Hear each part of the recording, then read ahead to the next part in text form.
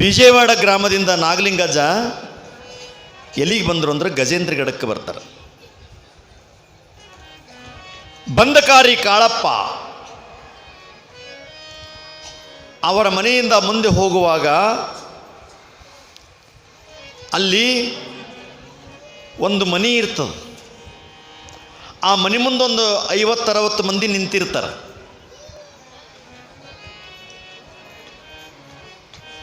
ಮನೆ ಮುಂದೆ ಭಾಳ ಮಂದಿ ನಿಂತಿರ್ತಾರೆ. ನಾಗಲಿಂಗಜ್ಜ ಅಲ್ಲಿ ಬರ್ತಾನೆ. ಏನಾಗ್ಯದ ಈ ಮನ್ಯಾಗ ಅಂತ ಕೇಳ್ತಾನೆ. ಯಾಕೆ ಮಂದಿ ನಿಂತೀರಿ ಹೊರಗೆ ಭಾಳ ಮಂದಿ ಬಂದು ನಿಂತಿದ್ರಂದ್ರೆ ಸ್ವಲ್ಪ ಅನುಮಾನ ಬರ್ತಾವ್ರಿ. ಸ್ವಲ್ಪ ನೋಡ್ರಿ ನೀವು, ಯಾರ್ದಾನ ಮನೆ ಮುಂದೆ ಒಂದು 60-70 ಮಂದಿ ಗುಂಪಾಗಿತ್ತಂದ್ರೆ ಜಗಳನ ಆಗಿರ್ತದ. ಮಂದಿ ಸೇರೋದು ಜಗಳಕ್ಕೆ. ಈಗ ನೋಡ್ರಿ, ಯಾರ್ದನ ಲಗ್ನಕ್ಕೆ ಹೊಂಟಿರ್ತಾರೆ, ನಡಿ ಹೋಗಮ್ಮ ಲಗ್ನಕ್ಕೆ. ದೋಸ್ತ ಕರಿತಾನೆ, ನಮ್ಗೆ ಲಗ್ನ ಪತ್ರ ಕೊಟ್ಟಿಲ್ಲ, ನಾ ಬರಲ್ಲ ಅಂತ. ನಾವು ಲಗ್ನ ಪತ್ರ ಕೊಟ್ಟಿಲ್ಲ, ಹೋಗಮ್ಮ ನಡಿ ಲಗ್ನ ಪತ್ರಕ್ಕೆ ಸುಮ್ಮನೆ ಅಕ್ಷತೆ ಹಾಕಿ ಬರಮ್ಮ. ನಮ್ಗೆ ಲಗ್ನ ಪತ್ರ ಕೊಟ್ಟಿಲ್ಲ. ಮತ್ತು ಕಲ್ಲೆಲ್ಲ ಊರಾಗ ಜಗಳ ನಡೆದಿರ್ತದೆ. ಜಗಳ ನಡೆದ ಬಾ ಅಂತ, ನಡಿ ಹೋಗಮ್ಮ ಅಂತ ನಾವು ಕರೆದಿರ್ತಾನ. ಕರಿಲಿಕ್ಕೂ ಜಗಳ ನೋಡ್ಲಕ್ಕೆ ಹೋಗ್ತೀವಿ, ಕರಿಲಿಕ್ಕೂ ಅಕ್ಷತೆ ಹಾಕ್ಲಕ್ಕೆ ಹೋಗ್ಬೇಕಂತ ಅವನೇ ದೊಡ್ಡವ.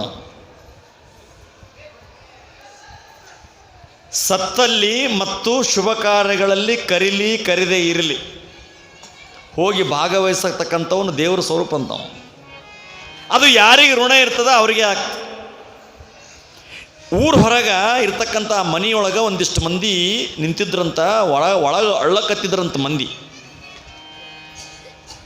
ಎಲ್ಲ ಅಳ್ಳಕತ್ತಿದ್ರಂತ. ಏನಾಗ್ಯದಂತ ನಾಗಲಿಂಗಜ್ಜ ಹಿಂಗೆ ದೂರ್ಲಿಂದ ಹೋಗಿ ನೋಡಿದಂತ, ಏನಾಗ್ಯದ ಈ ಮನ್ಯಾಗ ಚಂದ್ರವ್ವ ಅಂತ ಒಬ್ಬ ಹೆಣ್ಮಗಳು ಭಾಳ ದಿವಸದ ಮೇಲೆ ಹರಕೆ ಹೊತ್ತೊಂದು ಕೂಸು ಹುಟ್ಟಿತ್ತು, ಗಂಡು.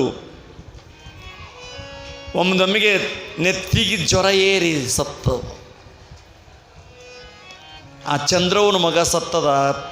ಮಗುವಿನ ಕಳ್ಕೊಂಡು ತಾಪಕ್ಕೆ ತಾಯಿ ರೋದನೆ ಅಳ್ಳಕತ್ತಾಳ. ಅಪ್ಪ ನನ್ನ ಮಗನೇ ಹೊಂಟೇನೋ ನನ್ನ ಬಿಟ್ಟು, ಯಪ್ಪ ನಾ ಹೆಂಗೆ ಬದುಕಲು ಯಪ್ಪ, ಕಂದ ಮಗನೇ ನಾ ಯಾರಿಗೋಸ್ಕರ ಬದುಕಲಿ, ನಾ ಯಾರಿಗೋಸ್ಕರ ಅಳ್ತಿದ್ಲಂತ ತಾಯಿ. ಎಲ್ಲರೂ ಅಳ್ತಿದ್ರು. ನಾಗಲಿಂಗ ಹೋಗಿ ನೋಡಿದ್ನಂತ. ಯಾಕೆ ಅಳ್ತೆ ಅಂತ ಕೇಳ. ಆಕಿನ ಹೆಸರೇನು? ಚಂದ್ರವ್ವ. ಚಂದ್ರವ್ವ ಯಾಕೆ ಅಳ್ತಿ? ಯಾಕೆ ಅಳ್ತಿ? ಕೂಸು ಸತ್ತದ, ಹುಚ್ಚಿಗಿಚ್ಚಿ ಇದನ. ಮತ್ತು ತನ್ನ ತಾಯಿ ಮಗನ ಕಳ್ಕೊಂಡಾಳ, ಅಳ್ಳಕತ್ತಾಳ. ಅಂದ್ರೆ ಮನ್ಯಾಗ ಮಕ್ಕಳು ಸತ್ರ, ಯಾರನ್ನ ಸತ್ರ ಅಳಬೇಕು ಅನ್ನಂತ ಕೇಳಿದ್ನಂತ. ಇದು ಯಾವುದೋ ಹುಚ್ಚಿದ್ದಂಗೆ ಕಾಣ್ತಾ ಬಿಟ್ಟು ಬಡ ಹೊರಗೆ ಹೋದ್ನಂತ. ಅಲ್ಲಿ ಮನೆ ಹೊರಗೆ ಅಲ್ಲಿ ಬಚ್ಚಲು ಮೋರಿ ಇತ್ತಂತ. ಬಚ್ಚಲು ಮೋರಿ ಬಲ್ಲಿ ಒಂದು ಕಪ್ಪಿ ಬಿದ್ದು ಸತ್ತಿತ್ತಂತ. ಕಪ್ಪಿ ಸಣ್ಣದೊಂದು ಮರಿ, ಕಪ್ಪಿ ಮರಿ ಬಿದ್ದು ಸತ್ತಿತ್ತಂತ. ಅದನ್ನು ತೊಗೊಂಡು ಕೈಗೆ ಇಟ್ಕೊಂಡ್ರಂತ. ಅಂಗೈಗೆ ಇಟ್ಕೊಂಡು ಮನ್ಯಾಗ ಬಂದ್ರಂತ. ಆಕಿನ ಮುಂದೆ ಇವರೊಳ ಕತ್ತಿದ್ರಂತ. ಕಪ್ಪಿ ಬಿಟ್ಟು ಅದೇ ಅಲ್ಲೋ, ಯಾರ ಸಲಿಂದ ಬದುಕಲಿ ಕಪ್ಪಿ, ಯಾರ ಸಲಿಂದ ಸಂಸಾರ ಮಾಡಲಿ ಕಪ್ಪಿ, ನಾ ಹೆಂಗಿರಲಿ ನಿನ್ನ ಬಿಟ್ಟು ಕಪ್ಪಿ, ನಾ ಯಾರ ಸಲಿಂದ ಬದುಕಲಿ, ನಾ ಯಾರ ಸಲಿಂದ ಉಣ್ಲಿ, ನಾ ಯಾರ ಸಲಿಂದ ಕಪ್ಪಿ ಸತ್ಯನೋ ಕಪ್ಪಿ ಅಂತ ತೊಳಕತ್ತಿರಂತ. ಕಪ್ಪಿನ ತೋಡು ಊರನ್ನ ಮಂದಿ ಅಂದ್ರಂತ. ಅದು ಹೆಣ್ಮಗಳು ಪಾಪ ಮಗನ ಕಳ್ಕೊಂಡು ಅಳಕತ್ತಾಳೆ, ನೀ ಕಪ್ಪಿ ಸಲಿಂದ ಅಳತೆ. ನಾಗಲಿಂಗ ಹೇಳಿದಂತ,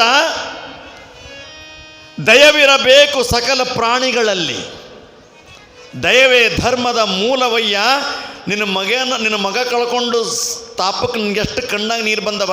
ಮತ್ತು ಕಪ್ಪಿನೂ ಒಂದು ಜೀವನೆಲ್ಲ, ಅದಕ್ಕೂ ತಾಯಿ, ಅದಕ್ಕೂ ತಂದಿ, ಅದನ್ನೂ ಒಂದು ಜೀವ. ಪ್ರಾಣಿಗಳಿಗೋಸ್ಕರವಾಗಿ ಯಾರು ಅಳ್ತಾರ ಅವರು ದೇವರಾಗ್ತಾರೆ.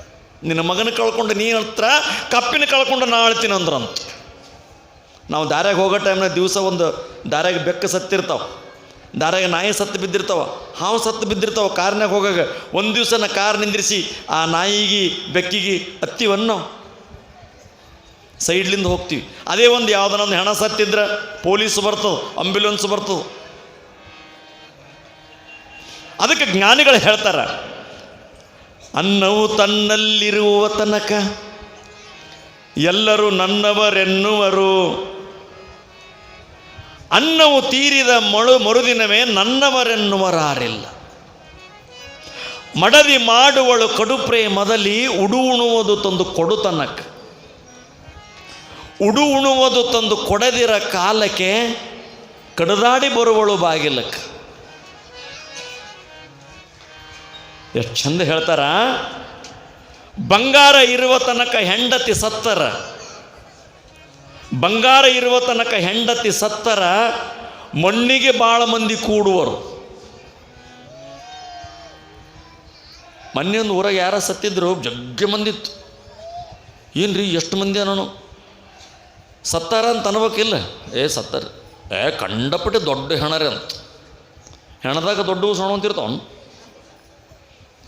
ಭಾರಿ ಹೆಣ ರೀ. ಭಾರಿ ಹೆಣ ಅಂದ್ರೆ ಏನು?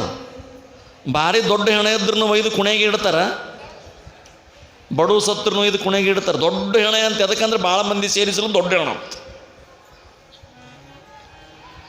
ಬಂಗಾರ ಇರುವ ತನಕ ಹೆಂಡತಿ ಸತ್ತರ, ಮಣ್ಣಿಗೆ ಭಾಳ ಜನ ಕೂಡುವರು. ಬಂಗಾರ ಹೋದ ಮೇಲೆ ನೀನು ಸತ್ತರ, ಮಣ್ಣು ಮಾಡೋರು ದಿಕ್ಕಿಲ್ಲ. ಮನೆಯವರೆಲ್ಲರೂ ಮಾತು ಕೇಳುವರು. ಉಡು ಉಣುವುದು ತಂದು ಕೊಡು ತನಕ, ಉಡು ಉಣುವುದು ತಂದು ಕೊಡದಿರ ಕಾಲಕ್ಕೆ ನೂಕೋರಿನ ಬಾಗಿಲ ಹೊರಕ್ಕೆ. ಎಲ್ಲಿ ತನಕ ಸಂಪತ್ತು ಆಸ್ತಿ ಎಲ್ಲ ಇರ್ತದೆ, ಎಲ್ಲರೂ ನಮ್ಮವರೇ. ಅದಕ್ಕೆ ಹೇಳಿದ್ರಂತ, ನಿನ್ನ ಮಗನ ಕಳ್ಕೊಂಡು ನೀ ಸತ್ತದ್ದಕ್ಕೆ ನೀ ಅಳ್ತಿದ್ದಿ, ತಪ್ಪಲ್ಲ ಚಂದ್ರವ್ವ. ಮನೆಯೊಳಗೆ ನಮ್ಮ ಬಂಧು ಬಳಗ ಸತ್ರು ಎಷ್ಟು ದುಃಖ ಆಗ್ತದೆ, ಅದರಂಗ ಒಂದು ಪ್ರಾಣಿ ಪಶು ಪಕ್ಷಿಗಳು ಸತ್ರು ಅಷ್ಟೇ ನಮ್ಮ ಕಣ್ಣಾಗ ನೀರು ಮಿಡಿಬೇಕು. ಅದಕ್ಕೆ ಬಸವಣ್ಣವರು ದಯವಿರಬೇಕು, ಸಕಲ ಪ್ರಾಣಿಗಳಲ್ಲಿ ದಯವೇ ಧರ್ಮದ ಮೂಲ ಅಂತ ಹೇಳ್ತಾರೆ. ಆಗ ಎಲ್ಲರಿಗೆ ಅನಿಸ್ತದಂತ, ಮನುಷ್ಯನಾಗಬೇಕಾದ್ರೆ ಯಾರ್ದನ ಕಣ್ಣೀರನ್ನು ಯಾರು ಒರೆಸ್ತಾರ, ಕಣ್ಣಾಗ ನೀರು ಬಂದರೆ ಕಣ್ಣೀರು ಒರೆಸ್ಬೇಕಂತ.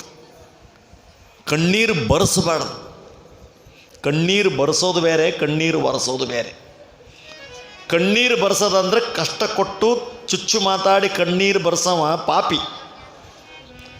ಯಾರ ಕಣ್ಣಾಗ ನೀರು ಬಂದರೆ ಕಣ್ಣೀರು ಒರೆಸವ ಪುಣ್ಯವಂತ. ನಾವು ಕಣ್ಣೀರು ಒರೆಸುವಂಥ ಪುಣ್ಯವಂತರಾಗಬೇಕು. ಅಲ್ಲಿಂದ ಆ ಚಂದ್ರಮ್ಮಗೆ ಹೇಳಿದ್ರಂತ, ಬರೀ ಮಕ್ಕಳ ಮೇಲಿರ್ತಕ್ಕಂಥ ಮೋಹದಿಂದ ಮಾತ್ರ ಬದುಕಬೇಡ. ಜಗತ್ತಿನೊಳಗೆ ಪ್ರತಿಯೊಂದು ಪ್ರಾಣಿ ಪಶು ಪಕ್ಷಿಗಳಿಗೂ ಕೂಡ ಜೀವ, 84 ಲಕ್ಷ ಜೀವರಾಶಿಗಳಿಗೂ ಕೂಡ ಪರಮಾತ್ಮನೇ ಅಧಿಪತಿ.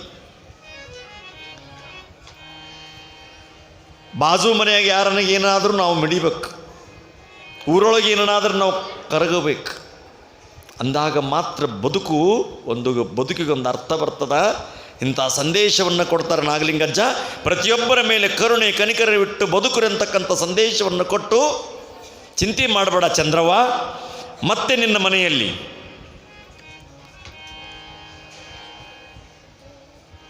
ನಂದಾದೀಪ ಹತ್ತದ, ನಿನ್ನ ಮನೆ ಬೆಳಗ್ತದಂತಕ್ಕಂಥ ಆಶೀರ್ವಾದವನ್ನು ಮಾಡಿ ಎಲ್ಲಿಗೆ ಬಂದರು ನಾಗಲಿಂಗಜ್ಜ? ವಿಜಯಪುರದ ಕಡೆಗೆ ಬರ್ತಾರೆ. ಇದೊಂದು ಸಣ್ಣ ಪವಾಡ ಹೇಳಿ ಇವತ್ತು ಪುರಾಣ ಮುಗಿಸೋಣ. ನಾಗಲಿಂಗಜ್ಜ ಅಲ್ಲಿ ಒಂದಿಷ್ಟು ಜನ ಕುರುಬಕುಲದ ಮಹನೀಯರು ಒಂದು ಬೀರಪ್ಪನ ಜಾತ್ರೆ ನಡೆದಿರ್ತು. ಎಲ್ಲರೂ ಕಂಬಳಿಯನ್ನು ಹಾಕಿಕೊಂಡು ಆ ಬೀರಪ್ಪನ ಪಲ್ಲಕ್ಕಿ ಮುಂದೆ ಕುಣಿತಿರ್ತಾರ. ಸವಾಲೊಂದು ನಿನ್ನ ಮ್ಯಾಲ ಶಾಹಿರಕೆ, ಸವಾಲೊಂದು ನಿನ್ನ ಮ್ಯಾಲ ಶಾಹಿರಕೆ, ಸವಾಲೊಂದು ನಿನ್ನ ಮ್ಯಾಲ ಶಾಹಿರಕೆ, ಸವಾಲೊಂದು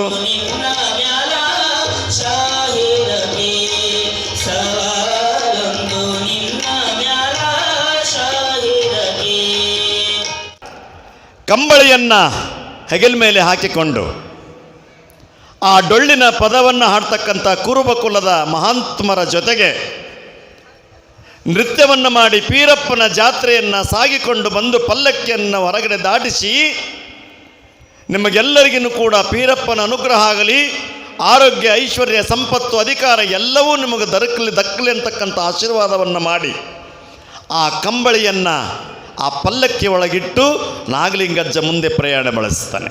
ನಾಗಲಿಂಗೇಶ್ವರ ಮಹಾರಾಜಕಿ. ನಾಗಲಿಂಗ ಅಜ್ಜನವರು ವಿಜಯಪುರದಿಂದ ಸಿರಸಂಗಿ ಕ್ಷೇತ್ರಕ್ಕೆ ಬರ್ತಾರ. ಸಿರಸಂಗಿಯಿಂದ ಮುಂದೆ ರೋಣಕ್ಕೆ ಬರ್ತಾರ. ರೋಣದಿಂದ ಮುಂದೆ ಹೊನ್ನಶೆಟ್ಟಿ ಅಂತಕ್ಕಂಥ ಒಬ್ಬ ಸಾಹುಕಾರನ ಮನೆಗೆ ಬರ್ತಾರೆ. ನಾಳಿನ ದಿವಸ ಬನಶಂಕರಿ ದೇವಸ್ಥಾನದಲ್ಲಿ ಏನು ಪವಾಡ ಮಾಡ್ತಾರೆ ನಾಗಲಿಂಗಜ್ಜವರು, ಈಗಲೂ ಕೂಡ ಅವ್ರು ಏನೇನು ಮಾಡ್ಯಾರ, ಅವ್ರು ಏನೇನು ಮುಟ್ಟ್ಯಾರ ಎಲ್ಲ ಅದಾವ ಅಲ್ಲಿ. ಆ ಬನಶಂಕರಿ ದೇವಸ್ಥಾನದಿಂದ ಹೊನ್ನಶೆಟ್ಟಿ ಅಂತಕ್ಕಂಥ ಒಬ್ಬ ಸಾಹುಕಾರನ ಮನೆಯಾಗ ಅದ್ಭುತವಾಗಿರ್ತಕ್ಕಂಥ ಒಂದು ಪವಾಡ ಮಾಡ್ತಾನೆ.